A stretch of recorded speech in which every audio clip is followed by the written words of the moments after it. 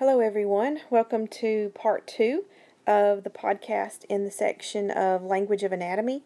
This video is on directional terms used in anatomy and physiology. So now you're already familiar with the body regions. Using directional terms allows us to be more specific when describing body parts, organs, or other regions when they're used in reference with another structure.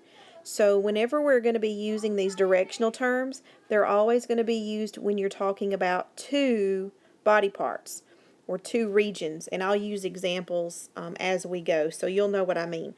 So first up, you're already familiar with anterior and posterior. Anterior means toward the front of the body. Posterior means toward the back of the body or behind.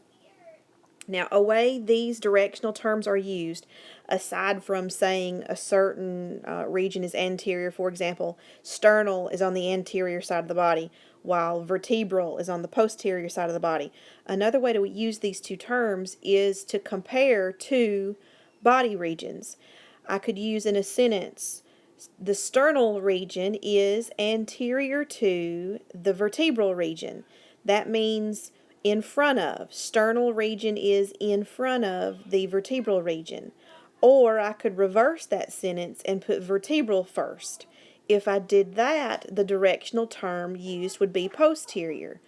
So, for example, the vertebral region is posterior to the sternal region.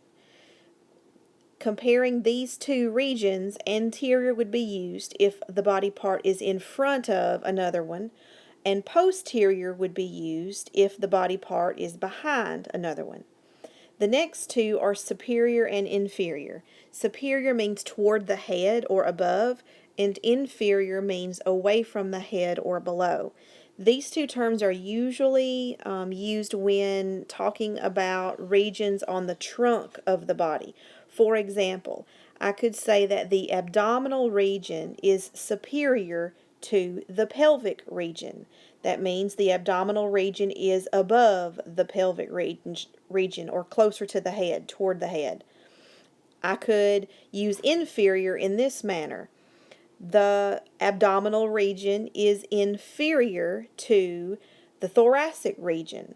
The thoracic region would be the chest area where the pectoral and sternal regions are.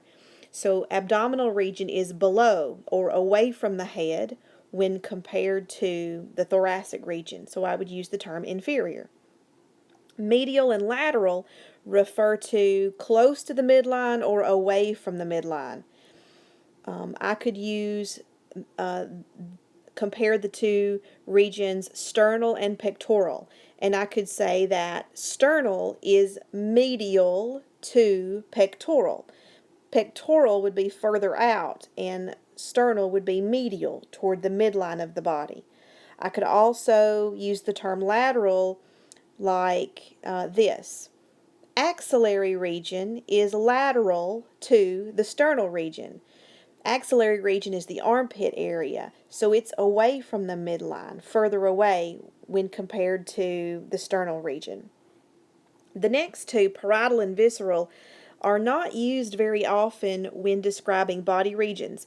Instead, they are mainly used in reference to body membranes, protective coverings that surround the organs or perhaps line body cavities.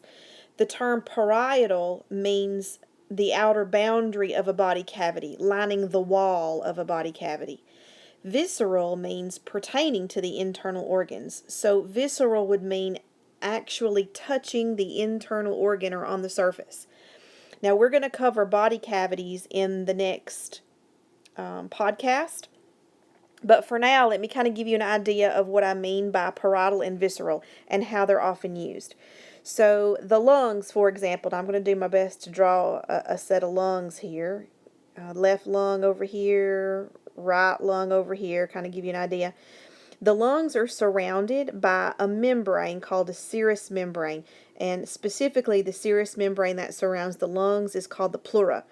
Well, the pleura has two layers to it, parietal and visceral.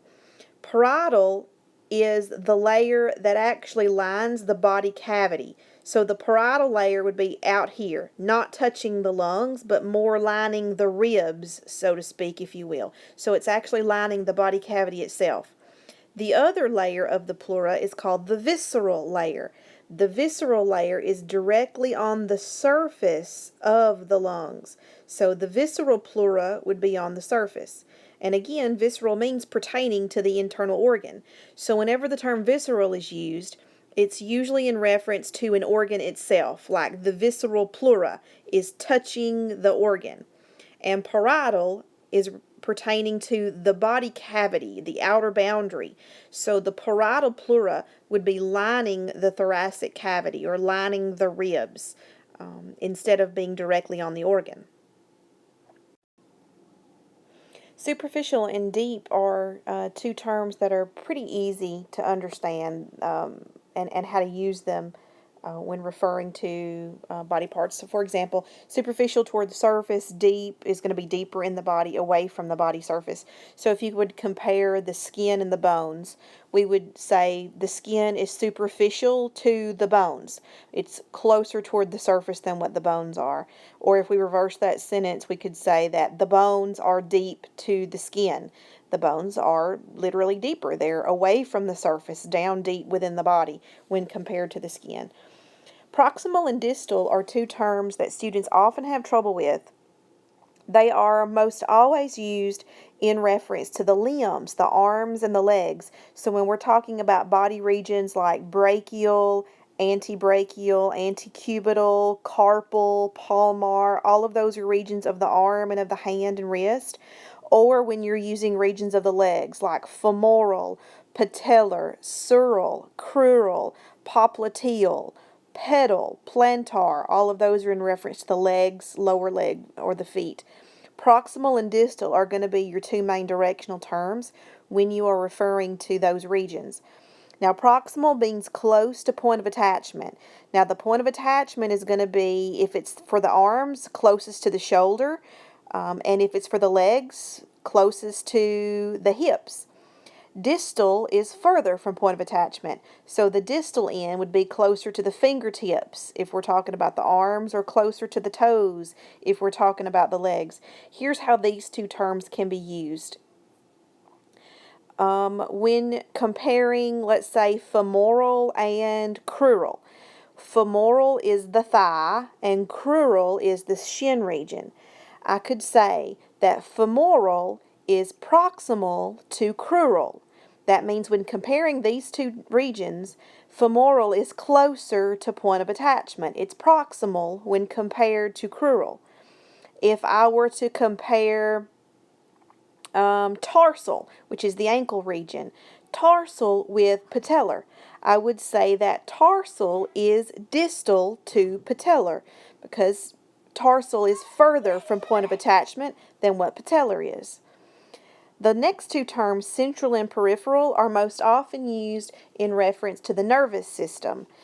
Central is very similar to medial down the midline, and peripheral is very similar to lateral or away from the midline. But again, these two terms are most often used in reference to the nervous system.